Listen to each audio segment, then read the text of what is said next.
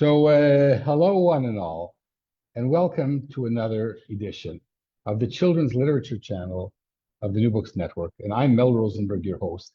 And I happen to have a wonderful special guest, someone who is a friend, someone who is a musical a compatriot. I don't know if that's the right word.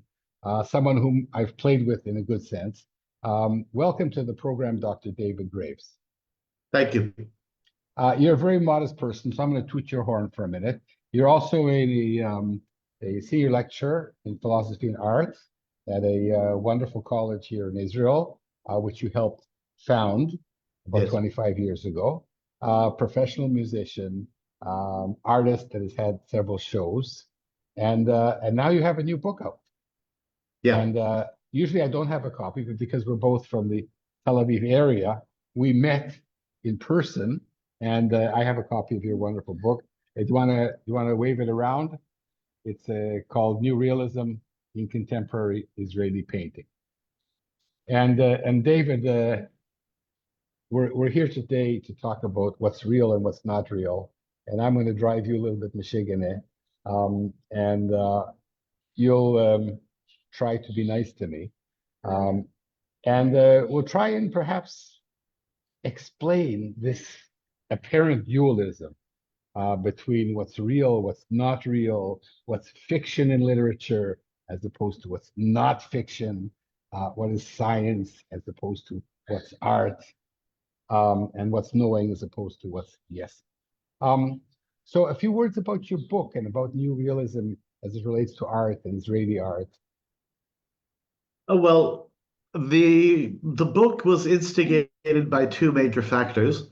The one was that for the past, I don't know, 40 or 50 years, we in the West have been, I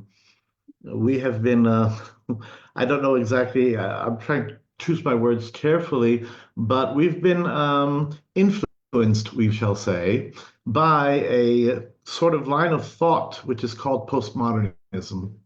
And in postmodern thought, everything is up for grabs.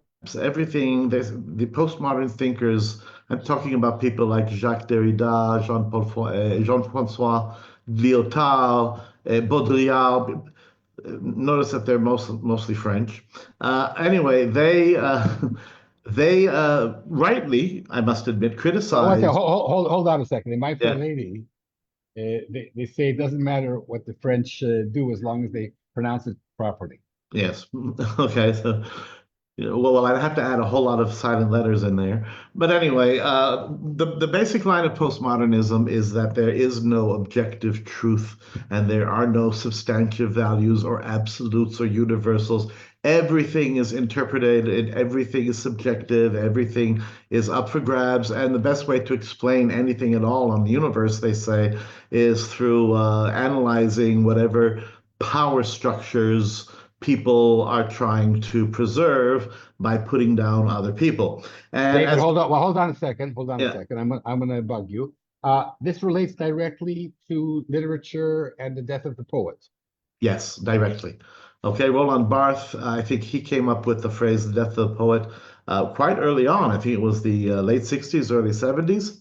And the idea was that, I mean, since we are basically encapsulated in our own heads and we never really know what's going on out there, that means I never really know what's going on in your head. So when you say chicken, okay, I understand what I understand from what you say. You say chicken. What you mean by saying chicken, I don't know. So I can ask you, and I know, Mel, what do you mean when you say chicken? And again, you're going to give me a whole lot of words, which I'm going to have to interpret, and I'm going to do the same thing, when you say matzo ball, and so on. There's no way around it.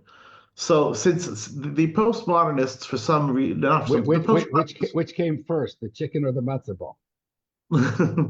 Keep going. Actually, I'm disturbing. No, David, sorry.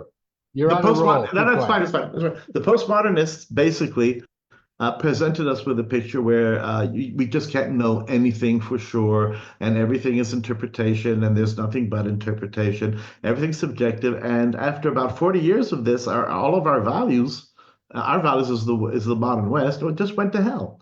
my truth, your truth, fake news, post-truth. Beauty is in the eye of the beholder was one of the first to go. So that was one reason. I love art with a passion, all art. And I had to live through most of my adult life walking through the desert, 40 years of walking through the desert, okay, where I could not get beautiful art. I could not get art that touched me. I could not get art which tried to lift me higher because the intellectual environment was telling us that there is no higher, that there is no truth, that there is no real, that it's all a facade and so on and so forth. And the artists check this out because that's their job, to check out these things that are up there in our cultural atmosphere and to give them a face and to give them a body and that's what's been going on for 40 years. And I was really heartbroken by the whole thing.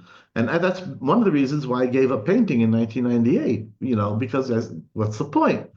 So instead of painting, I started teaching about it and railing and ranting, like the madman on the hill. So that was one reason that I saw good art, and I'm going to say the word without reservations and without scare quotes, okay? And if somebody has an issue with that, I truly invite them to raise that issue with me. I will willingly talk about it, okay? After 40 years, at around the year 2000, 2000 and something, I started to see good art coming back, little by little, here by there. And I started looking into it. And I found that there was an artist here in Israel, an artist there, and an artist here. And then I found that they knew each other. And I started to lead, like Sherlock Holmes, I started to see where this thread led me. And I discovered that there was a group of 20 plus outstanding painters in Israel who were painting. The only thing I could call it was realism. They don't like the title, by the way. Artists never like titles, but that's okay. But we always give it to them anyway. But they shrug and they admit, yeah, okay, it looks real, So on the one hand, I've got good painting. I got interesting painting. I got painting that really touches you. And on the other hand, they're realists. Israeli art has never had any interest in realism, never, ever. And all of a sudden, I have a group of 20 plus painters who are outstanding realists, outstanding. While I was researching the book, I flew to London and to Dublin. And I checked out the scene a little bit there. I went to Ireland because I wanted something that was sort of like close to Israel in the size and the scope. And first of all, I found quite a few realist artists in England. And in Ireland, in Dublin, there was a group. And they also knew each other. Okay. And their realism was very much like our realism, but I think our realism was a little more advanced than their realism for reasons which I don't know. And we don't need to go in here. The fact that they're there. And I said, something's going on here. So I decided to look into it and write a book. Okay, so we're going to talk about so people who are interested in art and realism and new realism and whether the artist is dead or not are going to love your book. It's got all kinds of high quality pictures inside, and it can be purchased where, David? It can be Amazon. purchased Amazon, yeah, or from the publisher, which is Austin Macaulay. Austin Macaulay. It's important to stress that you didn't pay them a penny for publishing this expensive book, which is rare for these kinds of publishers. But David, I want now to delve deeper into your chapter, which I've all marked up, which is about what's real, what's not real, what is realism, and what is unrealism. A few words, please. One of the biggest arguments in Western philosophy before postmodernism, that is, say, from let's say roughly the first half of the 20th century into the 70s, the big argument was an argument between what were called realists and anti-realists. By the way, this when I say big argument, it was the major argument in Anglo-American philosophy, what was called analytical philosophy. We distinguished between analytical philosophy, which was Anglo-American philosophy and was considered to be the real up-to-date stuff, and what's called the continental philosophy, which is basically French, okay, which we considered the other stuff. When I David, studied, we only have 45 minutes and we have to talk about the truth. So, okay. So anyway, realism, anti-realism. The argument was the realists say that there is a world outside of us which is independent of us, but that we can know something about it. We can know the truth about it. This is realism, basic realism. The anti-realists say that that even if there is a world outside of us, which is not clear, even if there is, then it has nothing to do with us. We have no way of knowing anything about the truth. this is close to Descartes, is it not? Yes. No, actually, no. It's not. Descartes was a dualist. Okay, Descartes believed that So it's not like Descartes. It's like I cannot. It's like there's a school of Greek philosophers who say I yes, cannot know anything. right, the Um, sophists. yeah. Sophists and the skeptics are quite a few, yes. Yeah. And that's them, yeah. I can't know anything out there for sure because my senses are limited, my mind is limited, etc. So now you're going to ask me, as somebody who was a scientist for 30 years, and also most of my life an amateur writer, now trying to be a professional children's writer. What bugs me? Yeah, so I mean, all of a sudden, the realism, anti-realism, what bugs you all of a sudden? Why does this come about? Why is it important? Okay, I will tell you why I think it's important. Because when I read this, this dualism, I'm bugged by dualists. I don't like the word dichotomy. I don't think that the world has dichotomies. The world has almost dichotomies. There's never something that's pure white or pure black. There's always some in between. And I think that's where things get interesting. So if you ask me whether scientists can explore the truth, right? I'm assuming that we're going to agree that there is a real universe out there and there's a tree in my backyard, right? But Yes. what I'm exploring as a scientist and maybe as a realist painter is a very minute truth about the tree. And that is what drives me Michigan. Because scientists don't look for the truth. They look for like the guy in Helm. I have to tell now this Jewish story of a guy who's looking for a gold coin. And he's not looking where he lost the coin. He's looking underneath the lamp because that's where the light is shining. That's what scientists do. Scientists look for truths that they can assess, that they can try and attain some information. But these are very small truths. A tree, is 2/3 under the ground. And I haven't seen realist painters who paint the underground part of the tree. And scientists are just like that. Does that explain anything? No. I could keep going, but it's unfortunately, David, why 30 years ago did I write a book, a nonfiction book about bacteria, what they really are, that they don't have faces, right? But now I'm writing a better book about bacteria that not only have faces but talk to each other. Well, first of all, what you said, you don't. Let's put it this way: there's a problem when when certain things are so ingrained in us that we use them, even though we're not aware that we're using them. So, for example, you just said that you don't like dualism. You don't believe in dichotomies. Okay, there's no black and white. Okay, there's only in between, right? Okay, in between what?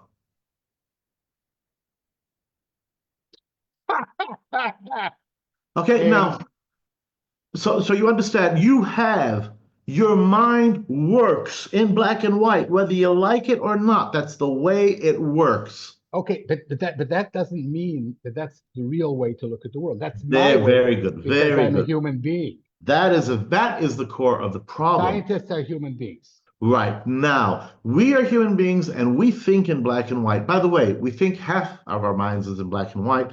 The other half is the grays. That's the intuitive half, the half that art loves to investigate. Okay, science loves to investigate the black and white. Art loves to investigate the grays. Let's say, by the way, which is the same as objective and subjective. Now, the problem that we have as realists, the realist problem, is whether the world has the black and white, and the black and white appears in the world as grays, And yeah, we may never know because of our or did limited we ability. invent the black and white? Okay, Yeah. that's the problem. Fine. And we won't know that. So what bugs me as a scientist, right, was Yeah. our hubris in thinking that just because we assume something that it exists. And that's one thing that bothers me. The other thing is that scientists leave out truths that don't appeal to them, that don't fit their hypotheses. So even when they're trying to be truthful, they're still not telling the whole truth and nothing but the truth, but they're telling a piece of truth. A piece of truth in law is not the truth. Yes. You said two things. First was our hubris, and the second was the partiality of what we're doing here. First of all, as for the hubris, by the way, I just feel it my duty to raise the question. Wasn't it pronounced hybris? Maybe I mispronounced the old Greek. It's like old Greek physis is written with a U, but it's not physis, it's physis. And I think that the original, the proper way to pronounce that one is it's hybris. But anyway, I just feel a need to correct everybody about everything. Forget that. I do not think that the scientists are the ones you should be looking at, or I don't think they're the focus. I don't think they're to blame. I do not think that it's the hubris of scientists that do this. I think that it is one of the wonderful aspects of mankind. And it goes back to our ancient Greek founders, the philosophers, the original ancient Greek philosophers, certainly Plato and Socrates and Aristotle, but even before that, the greatness of those philosophers, which they are the proto-scientists, right, is what someone has called thinking like God. All of the great thinkers before them, which include all of the great Jewish thinkers, with all the magnificent, as great as monotheism is as an idea or concept or construct, Jewish thinkers do not think like God. They say, okay, where does the universe come from? It's not a question from them. They know where the universe came from. It came from God. He created it in 6 days, and so on and so forth. In other words, they do not have to ask questions. What are we? Why are we here? Where does it all come from? Because all the answers are given in the Bible. The Greeks started to ask those questions, and in that sense, they started to question, not only to ask questions like God, but they started to question God himself, something that's gone on to this very day. Humans' ability to think like God, in my mind, is not hubris. It's absolutely amazing. And I applaud science with every fiber of my being for taking up the challenge and saying, you know what? I'm going to discover those secrets. Okay, we haven't. I don't think that we ever will. Fine, we'll look for reasons. But the ability to stand up and do that has led us, the human race, to such heights of achievement that I am astounded. So that's the one with the hubris. Okay, the second. Okay, well, you're talking now about the pragmatic look at science. That No, it doesn't. no, No, I'm you're talking about not. no. I'm talking the deep philosophical. Actually, I'm even talking about our view of reality. Okay, because I think that our view, 21st century Western sciences view of reality, is the best view of reality that mankind has ever had. I don't think it's the best we will have, but I do think it's the best we ever had. And it's still moving. Take a look. I mean, I said it's not hubris. When I studied physics, okay, which was okay a long time ago, but not that long ago. But when I studied physics, then Newton's law of gravity was given as an absolute of the universe. Okay. Nowadays, it's not given as an absolute of the universe. Nowadays, it's, as you said, we're still using it pragmatically because it works in solving all sorts of problems that we have. But when it comes to, I don't know, traveling faster than the speed of light, It's not going to help us. Neither is Einstein's going to help us. Okay, so we're going to look for other ones, and I have no doubt about that. Mhm. David, in your book, you talk about the world being round. Yeah. Um, okay, the scientists think that the world isn't round; it's a stretched ball. But that's not what I wanted to ask you. I've written a story about Uranus, the planet. Scientists take for granted I that certainly hope it's about the planet. that Uranus exists. They take The for planet. granted that Neptune exists. They haven't seen it with their eyes. They haven't been in the backyard. So there's a kind of communal science, isn't there? Yes. I'm taking other people's point of view into consideration. I mean, if enough scientists tell me there is a planet called Neptune, then I say there is, and I will teach it, even though there may not be. Yes, this is quite legitimate, and it's also part of us being a social species. I don't remember who it was. Putnam. I think it's a philosopher, an American philosopher named Putnam, wonderful philosopher, and he called this distribution of distribution of knowledge or something like that, distribution of work, that it's commonplace for us to rely upon others in our community for pieces of it for knowledge that we had no access to. So if we had no access to photographs of Earth from the moon's surface, then we're going to rely on the astronauts who took these pictures. And these pictures clearly show that the Earth is round or E- round-like. Even though scientists are human beings, they lie 200 times a day like the rest of us. Um, and they get things wrong more often than they get things right. I want to ask you to explain in a sentence or two here in your book. You say science, generally speaking, is interested both in the factual truths of the world, whatever that is, and in the logical truths. Logical truths I understand, the way the world works. Art, generally speaking, is not concerned with the factual truths about the world. Art is concerned with the logical truths. Yes.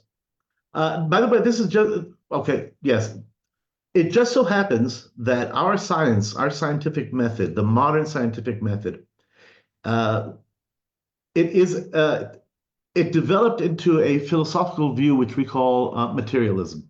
In other words, the view that reality is material; it's made up of matter. We don't know the nature of this matter. We think of atoms, electrons, quarks, whatever, but it's matter. And that the world of matter has a certain way that it works, the logic about it. So in the case of our worldview, if we're talking about Newtonian mechanics, then the logic of the world is that matter has, or bodies have a mass, and that mass attracts other masses. Or there is a different force in which an electromagnetic force in which the electromagnetic force has poles, and the poles attract oppositely and they repulse the same. In other words, the overall logic is bodies with forces that act against each other in space. This is the logic of our picture of the world, excuse me, of science's picture of the world, okay? There could be other logics. The other logic, there could be a logic of we have pieces of popcorn with caramel on them floating through cotton candy, and fairies move them around and kiss each other and are mad at each other. I could tell you a wonderful story about that kind of cotton candy universe. So, Well, here's the thing, you see, because after studying a little bit with the Professor Joseph Agassi, who was a student of Karl Popper, I learned as a scientist not to believe in anything really, not even my own results. But when I write a story, okay, when you write a story about the popcorn and the caramel and the fairies, in your constructed universe, everything is truthful, everything yeah. exists, Mhm. everything is real. Yeah. So And this drives me crazy, you see. again, you're being driven off the cliff by the wrong thing. It's all the good. It's all good. Explain Let, to let the me listeners. let me tie it up because you presented it very well, and I can tie it up. Science has a logic to how the universe works, a proposed logic, and it works on that. Okay. The factual truths, by the way, are just what is and what is not the case in this worldview. That's all, or in this world. That's. But the factual ones are anecdotal. The factual ones are contingent. They happen to be true. This, okay, does not interest art or does not interest philosophers very much, okay? They What may makes be true and they may not be true. of course, that's their nature. And that's what science is trying to decide. Science tries to discover whether they are true or whether they are not true, okay? Even though we can never really know. Again, we can never really know about anything. So if that's going to bother you, then you're going nowhere. That's why I keep asking. It shouldn't bother you. Okay, but you see, I'll tell Shouldn't you bother why you. okay, it bothers me. I Wait, want to let me now. finish up. Yeah. Maybe finish up the point, and then maybe that'll help you. Okay. What makes the worldview important to us, okay, is that it makes sense of the world for us. Okay. In other words, the facts are secondary, really. What matters to us is the logic of the universe, how the world works. That's what makes it the world. Okay. We discovered very early on, because we were kicked out of the Garden of Eden because of this, that we were created in the image of God. What does that mean? That means that we are creators. We have the ability to create worlds. Now, in the beginning, people would say we create worlds and put scare quotes around worlds. Okay? I don't do that anymore. Why? Because we discovered that we can construct these worlds, infuse them with a logic, and get everything in there to work according to the logic, which gives our story fidelity. It gives our story authenticity. It gives our story a compelling source. Everything in there coheres, okay? And that makes for a strong picture of a world. And this fascinates us because it looks like a world. Now, here comes the point. The universe, okay? It's not comprised of logic, okay? It's comprised of facts. What is and what isn't the case. So now go on to our worlds, to our, let's say, literary worlds, to a story, okay? It has a world, okay? It has its own logic. Alice in Wonderland, okay? As convoluted as that logic is, it's a very clear logic. It's a very absurd logic. And that's what makes it go. And everything ties in and wonderful. But, okay? We discovered that while we're doing this, okay? Did the Mad Hatter have a tea party? I'm asking you. In the story, he did. I didn't ask you the story. I just asked you to answer the question. Did the Mad Hatter have a tea party? Probably not. Really? Why not? If there may have been a Mad Hatter No, no, no, with no, no. Carrot See, Top who had again, a tea party. you did it again with the white and black. You just did it again. When I said the Mad Hatter had a tea party, you knew exactly what I was talking about. No, You didn't question it. Alice's Mad Hatter did not exist in the scientists' real world. I didn't ask you that. I asked you if the Mad Hatter had a tea party. You knew what the Mad Hatter was. You knew what tea Hmm. party I'm talking about. You knew what Yeah, world I'm talking about. The answer yeah, is easy. Did the Mad Hatter have a tea party?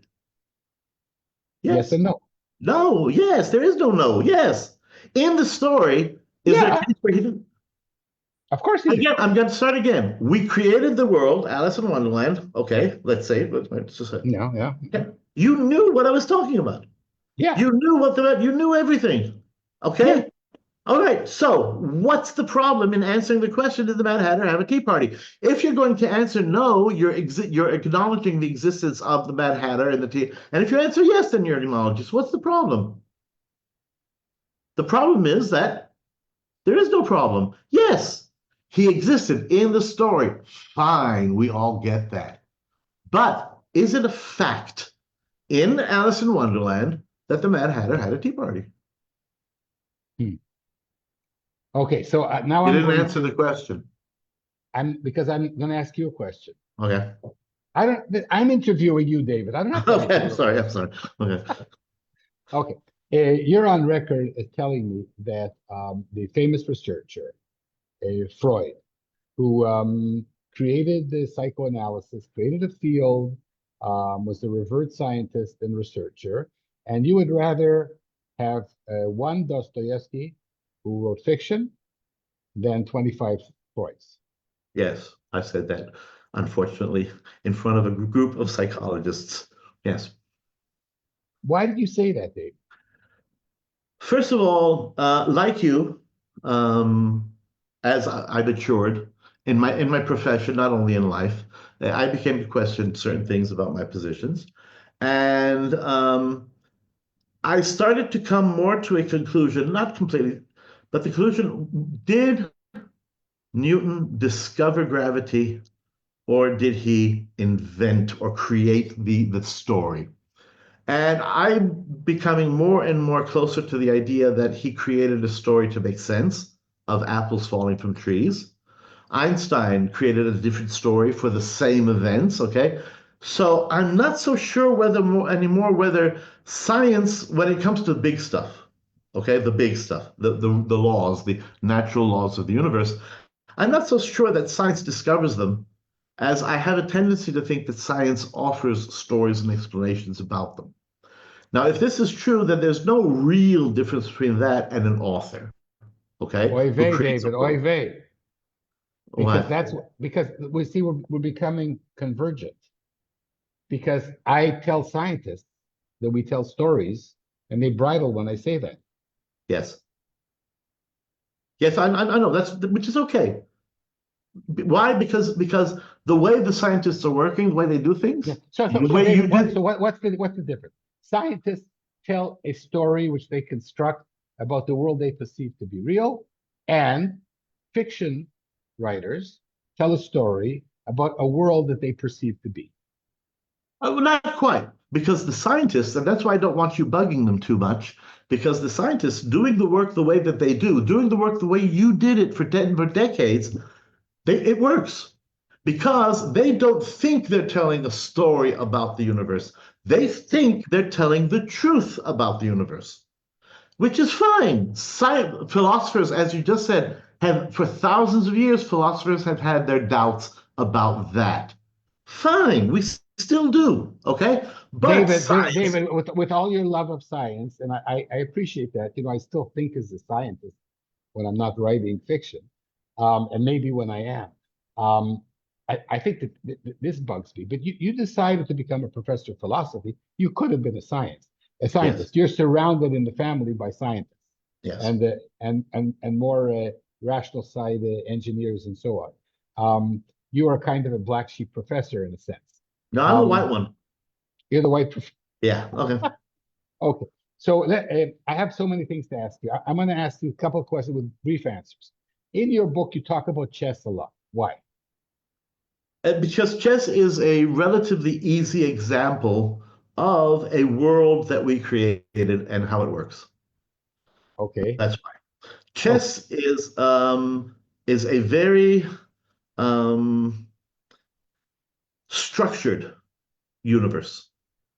Rules govern with an iron fist in chess, and so much so that chess moves can be worked out mathematically, purely mathematically, which is why a computer can play chess and beat humans. Okay? So chess is real. Well, chess is as real as anything else, yes. But Okay. again, why does this bother you, just whether chess is real or not?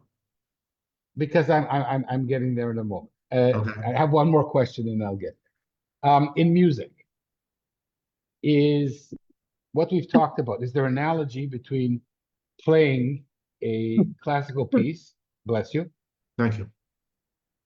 and playing jazz, where a classical piece, you're doing what God, who is Beethoven or Bach or whatever, commanded you to do, and you're trying to do it the way he would say, "Oh, David, that's exactly the way I wrote it." Or a jazz player who also has a world of constructs and logic, like chess, but gets to fool around. Hmm. Excuse me, something went down the wrong way.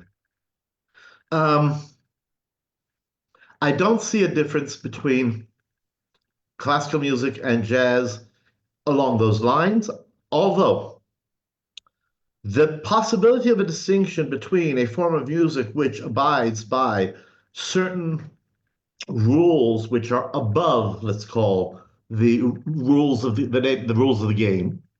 I have been taking into consideration more seriously in the past 5 or 6 years, um, because let's contrast it with the other side. It'll be easier to understand.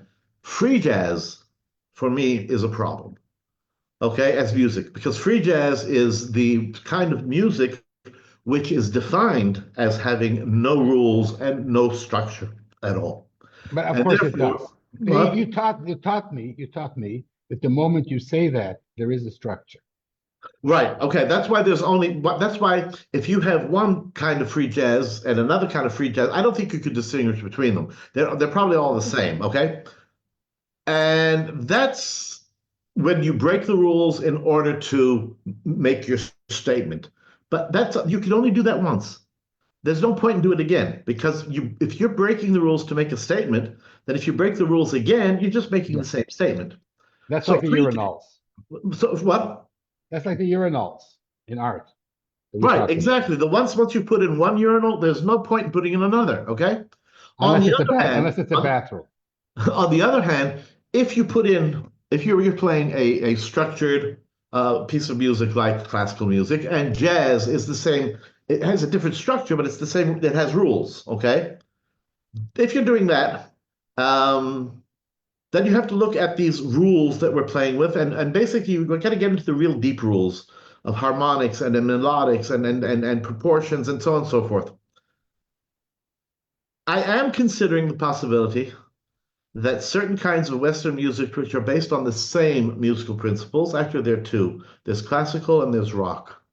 Classical music and rock music are based on the same 12 chord, 12 notes scale, chord progressions, trichord. The whole thing is all the same. And I have been toying with the idea that there might be something more universal to the logic of this kind of music than to others. Because I've heard Japanese music, traditional Japanese music, and I've heard traditional Ethiopian music and all sorts of things like that, African and Native American music.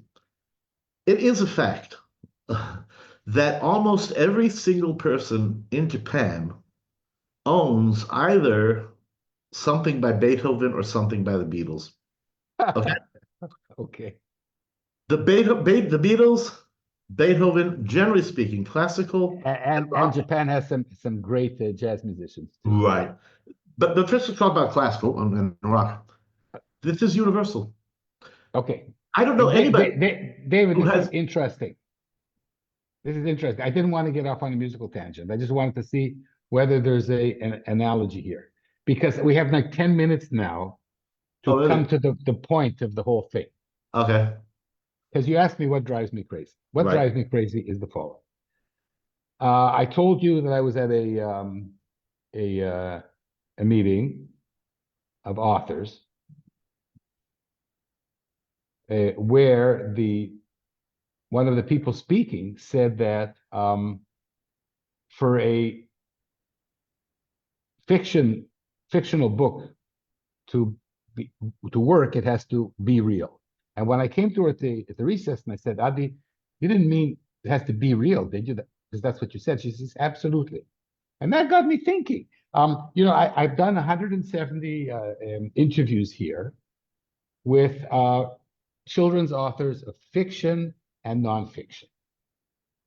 And if you write nonfiction, if you write a nonfiction biography of Abraham Lincoln, you cannot put in anything, a quote that somebody didn't record that he actually said, um, and you cannot invent any scene that isn't chronicled. And then you have fiction, in which you're allowed to invent worlds. And this dichotomy in literature between fiction and nonfiction drives me crazy because when you write fiction, it's still based on your senses, on what you feel, what you think. These are all real things. I'm going to shut up now. Okay. I've been thinking about this for the past week or two since we met, and I think I have a possible um, thread for you to pull on. Okay. And it involves something which is going on in the world of philosophy in the West today anyway. This is the way I see it. We are evolving. Okay, our thought is evolving, our pictures are evolving, our technology.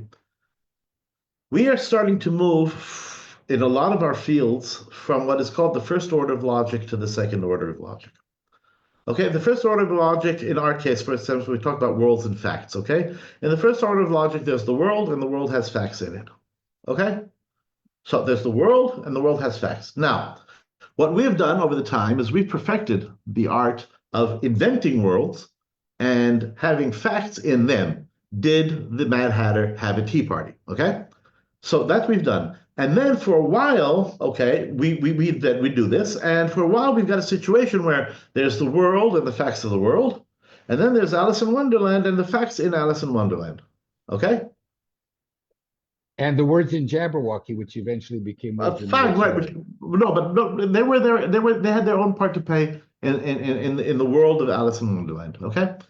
Now, as we developed better and better worlds, we wrote more and more stories, and we have nowadays, only in literature, I mean, we've got hundreds and thousands of novels and worlds and so on and so forth. I mean, I think a minimum would be hundreds of thousands available. Out of those hundreds of thousands, I mean, take into consideration that 80,000, okay, plus are not very good and they're not worth our time, right? They're bad. 20,000 are good. That's still pretty much, okay? Even if you take, I don't know, 5%, okay, you got 5,000 really good novels. That means really good worlds, really worlds which really work. Now, this is what this author, Adi, was talking about. They work. They leave, what do they work? They affect us. They leave an impact on us and how we see the world, not that world, the world, okay? It has an effect, it has an impact on us, and what we do, then that it becomes real for us. But we don't have to do that for us thing, okay? What we can do is, rather than have, this is first order, okay?